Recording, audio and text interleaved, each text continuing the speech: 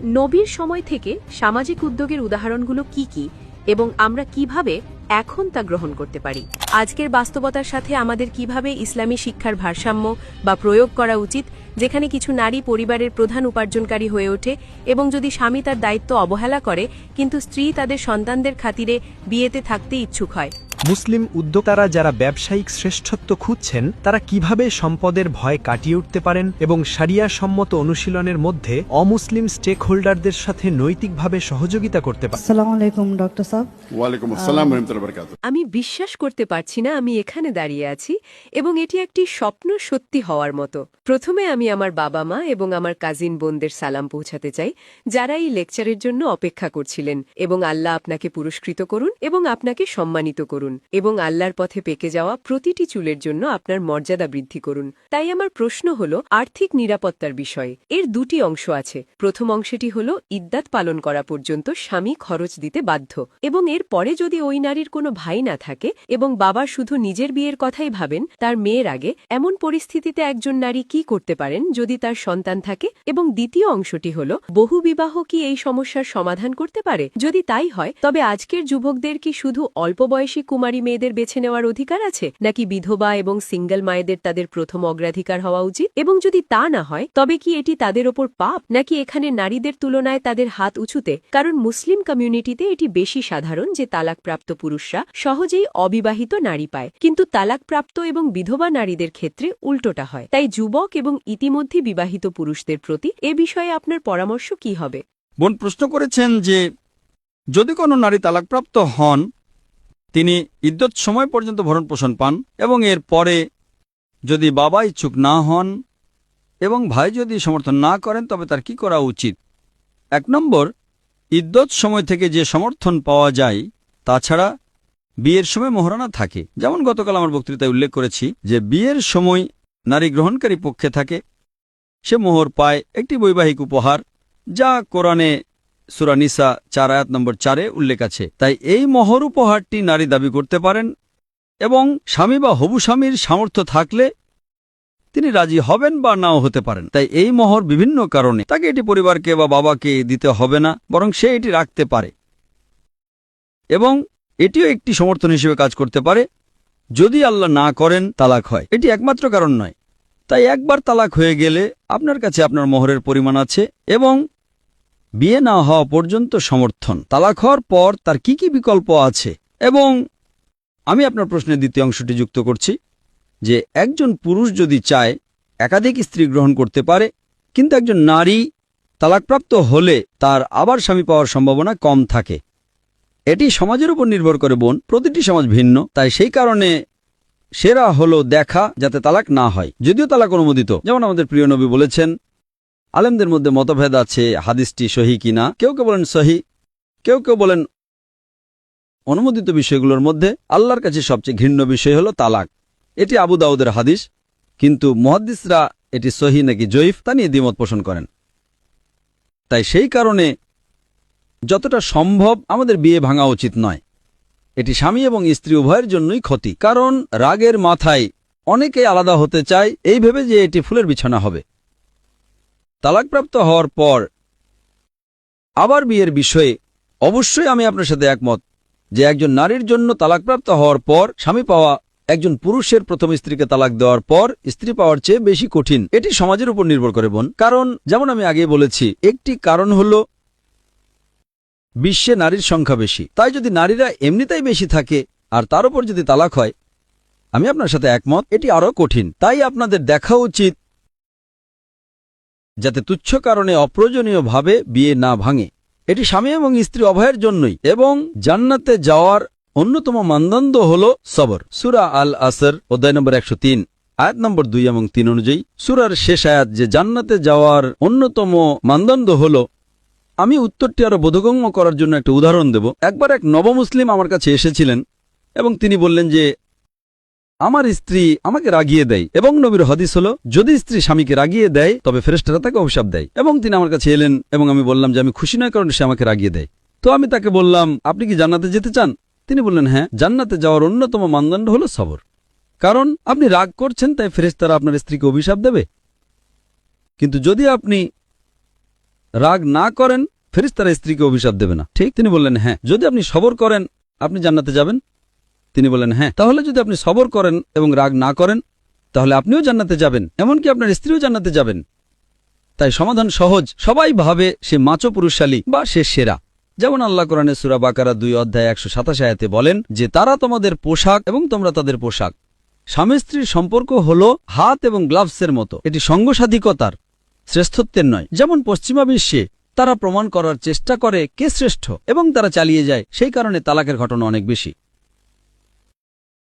তাই ইসলামে এটি হাত এবং গ্লাভসের সম্পর্ক। যদি আমার স্ত্রী কিছু হয়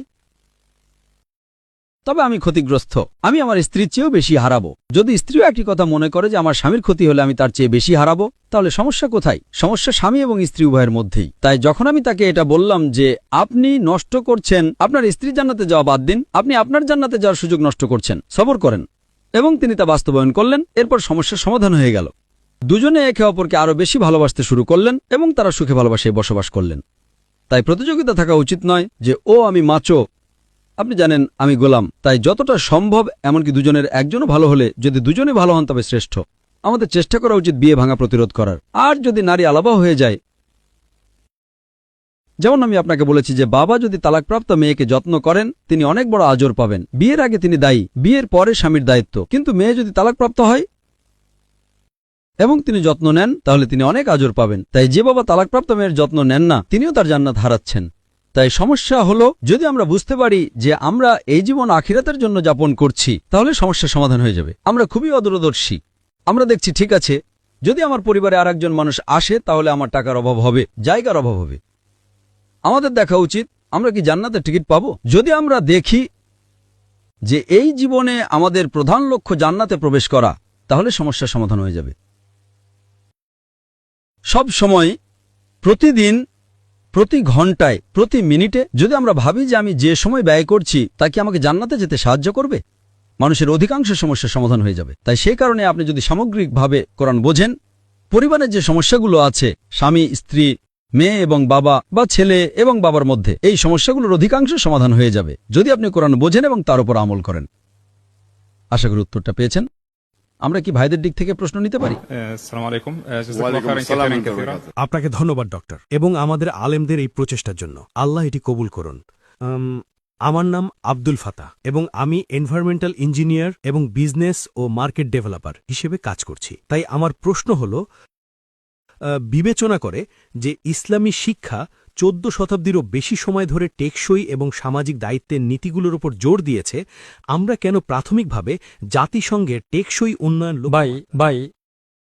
ভাই আপনি কি একটু জোরে এবং ধীরে কথা বলতে পারেন? অথবা আপনি ওটার দিকে তাকিয়ে বিড়বিড় করছেন, আমি বুঝতে পারছি না। এবং আরও একটি বিষয়, মনিটর স্পিকার যাতে শুনতে পায়। তাই আপনি কি ধীরে, স্পষ্ট এবং জোরে কথা বলতে পারেন দয়া করে? অবশ্যই, অবশ্যই। ঠিক আছে, হ্যাঁ, আপনি সরাসরি প্রশ্নে যান। ঠিক আছে। বিবেচনা করে যে ইসলামী শিক্ষা 13-14 শতাব্দীরও বেশি সময় ধরে টেকসই এবং সামাজিক দায়িত্বের নীতিগুলোর ওপর জোর দিয়েছে, কেন আমরা প্রাথমিকভাবে জাতিসংঘের টেকসই উন্নয়ন লক্ষ্যমাত্রার সাস্টেইনেবল ডেভেলপমেন্ট গোলস কাঠামো গ্রহণ করি আমাদের নিজস্ব বিশুদ্ধ ইসলামী কাঠামোর সাথে এই লক্ষ্যগুলোর সামঞ্জস্যপূর্ণ সমৃদ্ধ ইসলামী ঐতিহ্যকে পুরোপুরি একীভূত বা তুলে ধরার পরিবর্তে? আমি যদি আপনার প্রশ্নটি সঠিকভাবে বুঝে থাকি, আপনি জিজ্ঞেস করছেন যে আল্লাহ যদি 1400 বছর আগে কোরআন ও হাদিসে ইতিমধ্যে নির্দেশ দিয়ে থাকেন, তাহলে কেন আমরা জাতিসংঘের লক্ষ্যগুলো অনুসরণ করছি? আপনি কি এটা জিজ্ঞেস করছেন? তাদের কাঠামো, আমাদের নিজস্ব কাঠামো আছে, কেন আপনারা এই লক্ষ্যগুলোর আমাদের নিজস্ব ইসলামী কাঠামো তৈরি করছেন না এবং তা অনুসরণ করছেন না? ভাই বলছেন কেন আমরা আমাদের নিজস্ব কাঠামো তৈরি করছি না? আমরা তো এই বছরগুলোতে সেটাই করছি। আমরা যে বক্তৃতা দিচ্ছি এটা অমুসলিমদের বোঝার জন্য। এই সেশনটি মুসলিমদের বোঝার জন্য যে আল্লাহ ইতিমধ্যে এই লক্ষ্যগুলো দিয়েছেন 17টির চেয়ে অনেক বেশি। আপনি যদি আমার বক্তৃতা শোনেন, এখানে 17টির চেয়ে বেশি লক্ষ্য আছে। এখানে অনেকগুলো অনুপস্থিত, হ্যাঁ, কিন্তু 17টি যে তারা উল্লেখ করছে আমরা ইতিমধ্যেই করছি। তাই এই সম্মেলনের থিম হল আপনাকে বলা যে জাতিসংঘ যা নিয়ে কথা বলছে তা ইতিমধ্যে উল্লেখ করা হয়েছে। ঠিক। সবচেয়ে গুরুত্বপূর্ণ লক্ষ্য হল ইবাদত। ঠিক। সেটি অনুপস্থিত। কিন্তু আয়োজকরা 17টিতে সীমাবদ্ধ থাকতে চেয়েছেন, তাই আমরা সীমাবদ্ধ থাকছি। আমি আয়োজক নই, তাই আপনি আমাকে জিজ্ঞেস করতে পারেন আর কি কি লক্ষ্য আছে, আর অনেক বেশি। হ্যাঁ, আর অনেক বেশি। ইসলামের স্তম্ভগুলো এই সব লক্ষ্যের চেয়ে অনেক শ্রেষ্ঠ। কিছু কিছু কভার করা হয়েছে।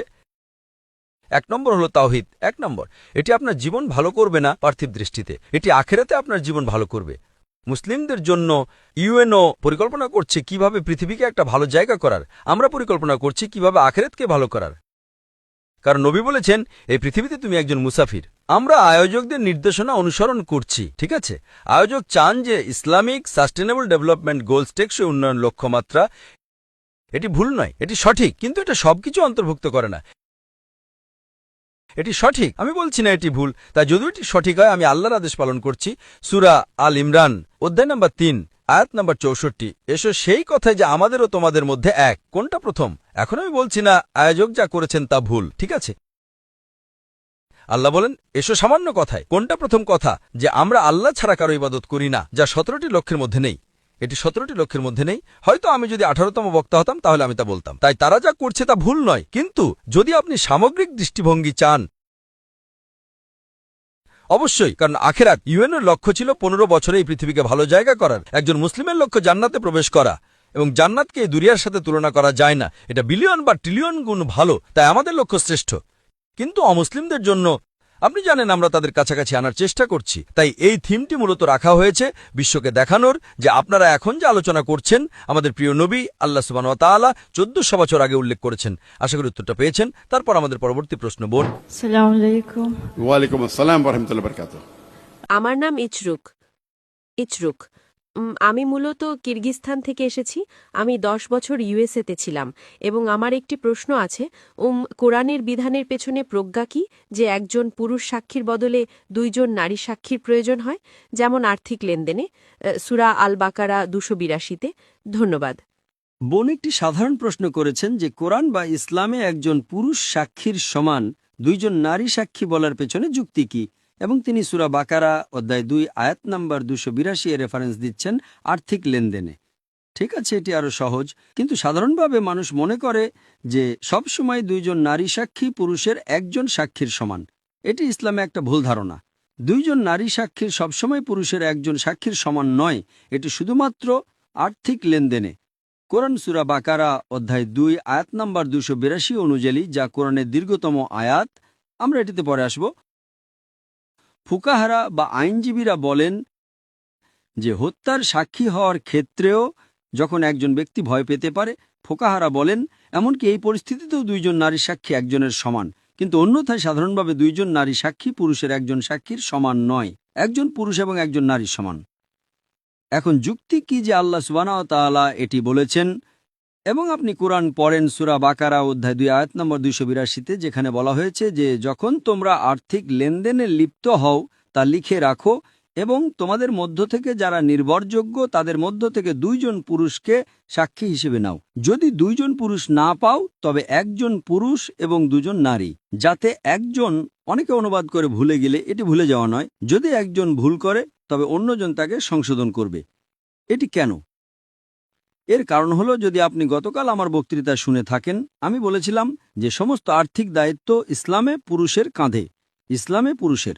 তাই যদি উপার্জন ইত্যাদির সমস্ত আর্থিক দায়িত্ব পুরুষের কাঁধে থাকে, তবে স্বাভাবিকভাবেই, সাধারণ ক্ষেত্রে একজন পুরুষ নারীদের চেয়ে আর্থিকভাবে বেশি সচেতন হবে। বোনেরা যারা পুরুষদের পেছনে বসে আছেন, দয়া করে সামনে আসতে পারেন। আমরা বোনদের সামনে আসতে অনুরোধ করছি। শেষ 5 সারির বসা বোনেরা, 3য় এবং 4র্থ সারিতে অনেক চেয়ার খালি আছে, এবং এমনকি এখানকার ভদ্রলোকেরা, শেষ 2 সারির ভদ্রলোকেরা, দয়া করে কি আপনারা সামনে আসতে পারেন? জাযাকাল্লাহ শুকরান। এমনকি সামনে বোন 4র্থ সারি খালি, 5ম সারির বোন, আপনি কি সামনে আসতে পারেন? দয়া করে সেখানে নয়, সামনে দয়া করে।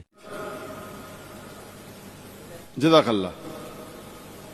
তাই যদি পুরুষের আর্থিক বাধ্যবাধকতা থাকে, তবে স্বাভাবিকভাবেই অর্থায়নে পুরুষ নারীর চেয়ে বেশি পারদর্শী। এটি একটা সাধারণ নিয়ম। যদি আপনি আমাকে বলেন, আমি এমন একজন নারীকে জানি যে আর্থিকভাবে ভালো সম্ভব, পুরুষ বেশি শক্তিশালী, কিন্তু আপনার একজন নারী কুস্তিধার থাকতে পারে যে একজন সাধারণ পুরুষকে হারিয়ে দিতে পারে, এগুলো নিয়মের ব্যতিক্রম। এখানে আমরা নিয়মের ব্যতিক্রম নিয়ে কথা বলছি না। সাধারণ নিয়ম হল, যেহেতু পুরুষ উপার্জনকারী এবং আর্থিক দিকগুলো দেখাশোনা করে, একজন পুরুষ বেশি পারদর্শী। তাই আর্থিক লেনদেনে যারা বেশি পারদর্শী তাদের নেওয়া ভালো তাদের চেয়ে যারা পারদর্শী নয়। তাই দুইজন পারদর্শী অর্থাৎ দুইজন নির্ভরযোগ্য পুরুষকে সাক্ষী হিসেবে নিন। যদি দুইজন পুরুষ না পান তবে একজন পুরুষ এবং দুইজন নারী। আমাকে একটা উদাহরণ দিতে দেন।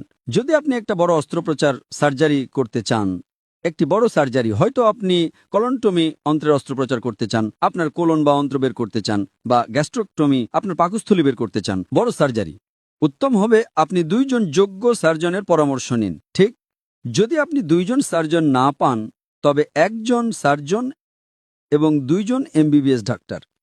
এমবিবিএস ডাক্তার মানে তিনি bachelor of surgery, master of surgery নন। একজন সার্জন হলেন মাস্টার অব সার্জারি, MCH। একজন সাধারণ ডাক্তার এমবিবিএস ব্যাচেলর, কিন্তু একজন ব্যাচেলর অব সার্জারি বড় সার্জারি করতে পারেন না, তাকে অনুমতি দেওয়া হয় না।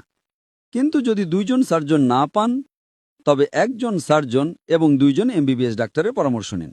একইভাবে আল্লাহ বলেন আর্থিক লেনদেনে শ্রেষ্ঠ হল দুইজন পুরুষ যারা বেশি যোগ্য, যারা বেশি পারদর্শী। যদি দুইজন পুরুষ না পান তবে একজন পুরুষ এবং দুইজন নারী। তাই যেহেতু পুরুষ আর্থিক লেনদেনে বেশি পারদর্শী, তাই শুধুমাত্র আর্থিক লেনদেনে দুইজন নারী সাক্ষী, দুঃখিত, একজন পুরুষ সাক্ষী দুইজন নারী সাক্ষীর সমান। এটা কি পরিষ্কার? হ্যাঁ, ধন্যবাদ। সেভাবে একইভাবে কিছু ক্ষেত্র আছে যেখানে নারীরা বেশি যোগ্য, যেখানে নারী সাক্ষী প্রয়োজন, পুরুষ সাক্ষী দিতে পারে না। আপনি কি জানতে চান কোন ক্ষেত্রে? হ্যাঁ হ্যাঁ, জানতে চাই। জানতে চান? খুব ভালো।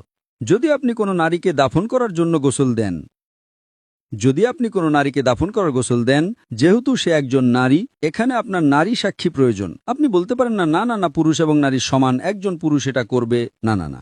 কিন্তু শেষ বিকল্প হিসেবে অবশ্যই মাহারাম হতে পারে, শেষ ভরসা হিসেবে, কিন্তু সাধারণত না, মাহারাম সেখানে নেই। যদি দাফন করার গোসল দেওয়ার মতো আর কেউ না থাকে তাহলে আলাদা। তাই এটা ইসলামী বিধান। ইসলাম বিশ্বাস করে যে পুরুষ এবং নারী সমান কিন্তু অভিন্ন নয়। আশা করি উত্তরটা পেয়েছেন। ধন্যবাদ। জাযাকাল্লাহ শুকরান। হ্যাঁ ভাই। আসসালামু আলাইকুম রহমতুল্লাহ। M I audible? ওয়ালাইকুম আসসালাম ওয়া রাহমাতুল্লাহি ওয়া বারাকাতুহু। আমার নাম মোহাম্মদ জিল্লুর রহমান। আমি বাংলাদেশ থেকে এসেছি। আমি কম্পিউটার ইঞ্জিনিয়ার এবং পাবলিক হেলথে প্রশিক্ষিত ছিলাম এবং বর্তমানে ইউআইএ গম্বাকে আর্টিফিশিয়াল ইন্টেলিজেন্সে পিএইচডি করছি, যা সাধারণত international university, Islamic university Malaysia নামে পরিচিত। প্রশ্নটি মিশর থেকে আসা ভাই ফাতা আংশিকভাবে কভার করেছেন। ঠিক আছে, ঠিক আছে।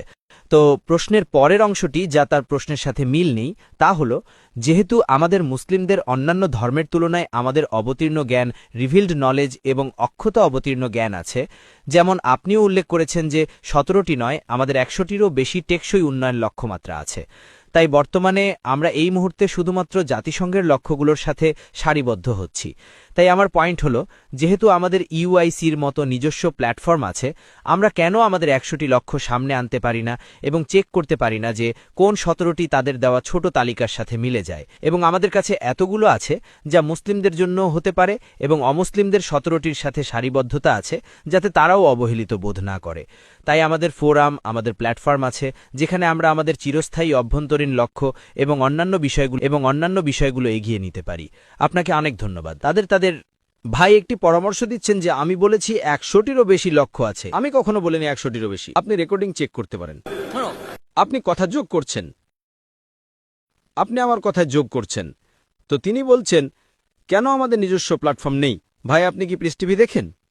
হ্যাঁ, আমি দেখি। আপনি কি এটি দেখেছেন? হ্যাঁ, আমি দেখি। তো এটা কি? এটা কি? এটা কি নিয়ে কথা বলে? ভাই, এটাই সমস্যা। আমাদের প্ল্যাটফর্ম দরকার। ইতিমধ্যে আছে পিস টিভি, এটি টেকসই লক্ষ্য নিয়ে কথা বলছে। সব বিষয়, আমার সব লেকচার আপনি যা দেখেন তা টেকসই লক্ষ্য ছাড়া আর কিছুই না। কোরআন এবং আধুনিক বিজ্ঞান টেকসই লক্ষ্য। জীবনের উদ্দেশ্য কি? টেকসই লক্ষ্য। নারীর অধিকার টেকসই লক্ষ্য। উভয় জগতের শিক্ষা টেকসই লক্ষ্য। আপনি যদি আমার বিষয়গুলো দেখেন, অর্ধেকের বেশি এটি থেকে কভার করা হয়েছে। অন্যগুলো আমার মনে হয় কম গুরুত্বপূর্ণ, আমি সেগুলো কভার করিনি। আপনি যদি আমার বক্তৃতা শোনেন, আমি ইতিমধ্যে এই বক্তৃতাটি দিয়েছি যা আমি গতকাল দিয়েছি, ইতিমধ্যে 1994 সালে দিয়েছি। আপনি কি এটি দেখেছেন? আমি ইউএন নিয়ে কথা বলিনি, ইউএনও এটা নিয়ে ভাবার আগে। আপনি জানেন 2015 সালে আমি 1994 সালে বক্তৃতা দিয়েছি, 19 বছর আগে। আপনি জানেন, দুঃখিত, 21 বছর আগে। আপনি জানেন, ঠিক না ভুল? তার মানে আপনি দেখছেন না। আমাদের নিজস্ব প্ল্যাটফর্ম থাকা উচিত। আপনার ইতিমধ্যে নিজস্ব প্ল্যাটফর্ম আছে। আপনি কি আল হিদায়া জানেন? এটি নেটফ্লিক্সের হালাল সংস্করণ। নেটফ্লিক্স আপনি জানেন, আল হিদায়া? হ্যাঁ, আমি জানি। আপনি জানেন এটি কি প্ল্যাটফর্ম? এটা কি নিয়ে কথা বলছে? এটা কি নিয়ে কথা বলছে? জান্নাতে কিভাবে যাওয়া যায় তা নিয়ে কথা বলছে। আমাদের লক্ষ্য এই দুনিয়া নয়, আমাদের লক্ষ্য আখিরাত, অনেক শ্রেষ্ঠ। আমাদের আলোচনা তার উপর ভিত্তি করে। ঈশ্বর কে আছেন? আমার আলোচনা নাকি না? হ্যাঁ, আমি একমত, কিন্তু ইউএন এর তুলনায় পিস টিভি প্ল্যাটফর্ম আমি একমত, আমি এটি দেখি। ভাই, আমি আপনার মন্তব্য চাইছি না। ঠিক আছে, প্রশ্নোত্তর সময়। আমরা এখানে তর্ক করতে চাই না। আপনি ভুল করেছেন, তর্ক না করে তা মেনে নেন। আপনি একটি প্ল্যাটফর্ম চেয়েছেন, প্ল্যাটফর্ম আছে কি না, ইয়েস অর নো। আপনি করেছেন, আপনি শনাক্ত করেননি। এটা আপনার দোষ, আমার দোষ নয়। সমস্যা হলো অধিকাংশ, যদি সব না হয়, আমরা করছি যে আল্লাহ বলেন, উদু ইলা সাবিলি রাব্বিকা বিল হিকমা ওয়াল মাউযাতিল হাসনা ওয়াজাদু বিল্লাতি আহসান। তোমার রবকে ডাকো হিকমাত এবং বিবর্তনী শিক্ষার মাধ্যমে, এবং তাদের সাথে তর্ক করো এবং যুক্তি দেখাও সবচেয়ে উত্তম পন্থায়। এই সব মাশাআল্লাহ সব এটি করছে। আপনি দেখেন তাদের নিজস্ব প্ল্যাটফর্ম আছে। এখন আপনি গিয়ে দেখেন না কার দোষ এটি। এটা শুধু দেখানোর জন্য যে ইউএনও কি বলেছে, হয়তো কিছু মাশাআল্লাহ বলেনি, আর আমি এই শিল্পের কিছু বিষয়ে বলিনি। ওকে, ঠিক আছে, এটা আছে, কিন্তু কার সময় আছে? প্রথমে আমি গুরুত্বপূর্ণগুলো কভার করি, ঠিক, কিন্তু সবচেয়ে গুরুত্বপূর্ণ হলো আমরা রাহে নাজাত আলোচনা করেছি, তো এই সমালোচনা করা হয়েছে। আমি ৩০ বছরেরও বেশি সময় ধরে কথা বলছি। তাই সমস্যা হলো যখন আমরা ইউএনএ নিয়ে কথা বলি সবার কান খাড়া হয়ে যায়, এমনকি মুসলিমরাও। যখন আমরা কথা বলি, যদিও কোরআন প্রতিদিন আমরা পড়ি, তাহলে আমরাই সেই লোক যারা আসলে সবচেয়ে গুরুত্বপূর্ণ বইটাকে গুরুত্ব দিচ্ছেন না। কোরআনের চেয়ে ভালো কোনো বই আছে? না। কোরআন বিশ্বের সবচেয়ে ইতিবাচক বই। এটি মানবতার জন্য ঘোষণা, এটি রহমত এবং হিকমতের ফোয়ারা, এটি সতর্ককারীদের জন্য পথ প্রদর্শক, এটি হতাশদের জন্য আশা এবং সন্দেহশীলদের জন্য নিশ্চয়তা, এটি কষ্টের সান্ত্বনা। ধন্যবাদ। পরের প্রশ্ন নিতে পারি? আসসালামু আলাইকুম। আমরা কখন শুরু করেছি? 4টা। আমরা কখন শুরু করেছি? আমরা 3:50, 3:55 শুরু করেছি। ঠিক আছে, আমাদের আরো 10 মিনিট আছে। হ্যাঁ বোন। আসসালামু আলাইকুম। ওয়ালাইকুম আসসালাম ওয়া বারাকাতুহু। আমার নাম মানিসা সার্ভোজি। আমি ব্র্যান্ড গিগস ইঙ্ক নামে একটি কোম্পানি থেকে এসেছি। আমরা সোশ্যাল এন্টারপ্রাইজ, সামাজিক উদ্যোগ নিয়ে অনেক কাজ করি। আমার প্রশ্ন, নবীর সময় থেকে সামাজিক উদ্যোগের উদাহরণগুলো কি কি এবং আমরা কিভাবে এখন তা গ্রহণ করতে পারি? গতকাল ডক্টর সাজিদ বলেছিলেন যে ইসলাম পুঁজিবাদ এবং কমিউনিজমের মধ্যবর্তী পথ। তাই নবীর সময়ে সামাজিক উদ্যোগের উদাহরণগুলো কি কি?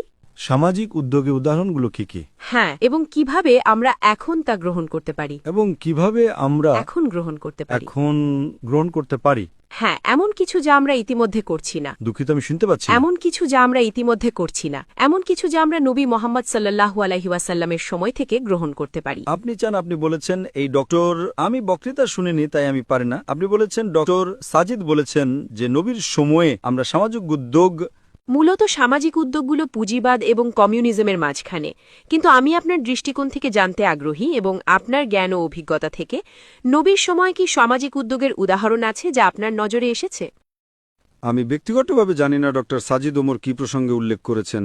অবশ্যই। কিন্তু যদি আপনি আমাকে জিজ্ঞেস করেন আমি কি সামাজিক উদ্যোগের উদাহরণ দিতে পারি যা পুঁজিবাদ এবং কমিউনিজমের মাঝখানে, আমি বায়তুল মাল সম্পর্কে বলবো। আমরা জাকাত সংগ্রহ করি। যখন আমরা জাকাত সংগ্রহ করি, আপনি ব্যক্তিকে দিতে পারেন বা বাইতুল মালে দিতে পারেন। বাইতুল মাল মানে আপনি সমষ্টিগতভাবে সংগ্রহ করছেন। তাই যখন আমরা একটি সংগঠনের অধীনে সংগ্রহ করি, সংগ্রহিত পরিমাণ বড় হয়। তাই বাইতুল মালের সাথে, যেমন পুঁজিবাদ এবং কমিউনিজম একটি টাকার জন্য বেশি, একটি হলো, তাই এতে ইসলামে আমরা মূলত উম্মার সেরাপত্তার কথা বলছি। তাই ইসলামে যে বাইতুল মাল আছে তা সমাজের উন্নতির সেরা উদাহরণ। কেউ অসুস্থ হলে আপনি অসুস্থতার যত্ন নিতে পারেন, কারো শিক্ষার প্রয়োজন হলে আপনি শিক্ষার যত্ন নিতে পারেন, যদি নির্দিষ্ট কিছু জিনিসের প্রয়োজন হয়। তাই বাইতুল মালের সাথে যখন আপনার সমষ্টিগত জমা পুলিং থাকে তা বড় সমস্যা সমাধান করতে পারে, যা অন্যথায় ওরা যায় না। আশা করি উত্তরটি পেয়েছেন। ধন্যবাদ।